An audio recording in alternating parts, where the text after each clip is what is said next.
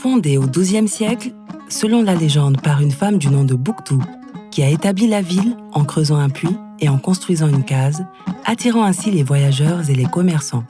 Nous sommes actuellement à Tombouctou, cette ville séculaire qui a été fondée depuis le XIIe siècle. Tout le monde venait ici pour deux raisons, la connaissance et la commercialisation. Aussi connue était l'université de Saint-Coré, établie au XIVe siècle, qui a contribué à se développer au cours des siècles suivants, devenant un centre de savoir et d'excellence académique. Cette université était autour de plus de 180 écoles coraniques. Soit 25 000 étudiants qui apprenaient au niveau de l'université de Saint-Coré.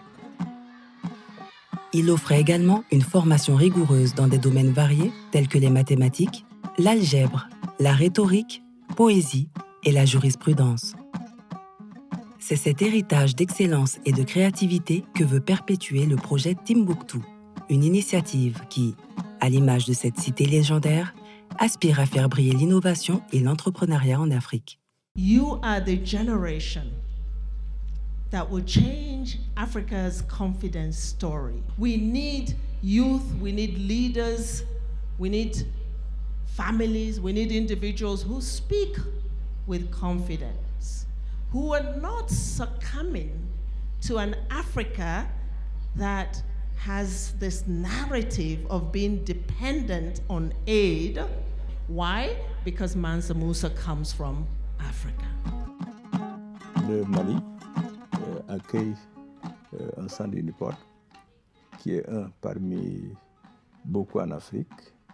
L'ambition que nous avons, c'est de mettre en place un fonds pour accompagner les innovateurs africains d'environ $1 milliard, à faire passer les idées, qui sont tout simplement des idées, à des initiatives d'affaires. Lorsqu'on a beaucoup de troupeaux, on n'a pas le temps de suivre individuellement chacun des bétails. Et c'est comme ça qu'on a commencé à réfléchir à une solution qui est un collier muni de capteurs qui va nous permettre de prélever des informations sur l'état de santé de l'animal. Vraiment, on fabrique les machines agricoles et agroalimentaires en fait, qui servent vraiment dans la transformation des produits agricoles ici. Ils ont des machines sur place qui peuvent vraiment nous faciliter la conception sur place, c'est-à-dire que nous intégrer de A à Z tous les éléments dont on a besoin, ça va vraiment nous enlever une grosse épine du pied. Unipod s'inscrit dans une initiative beaucoup plus large du bureau régional qui s'appelle Timbuktu. Et Timbuktu se veut vraiment de transformer les universités africaines en des espaces d'innovation, d'expérimentation et d'apprentissage accéléré.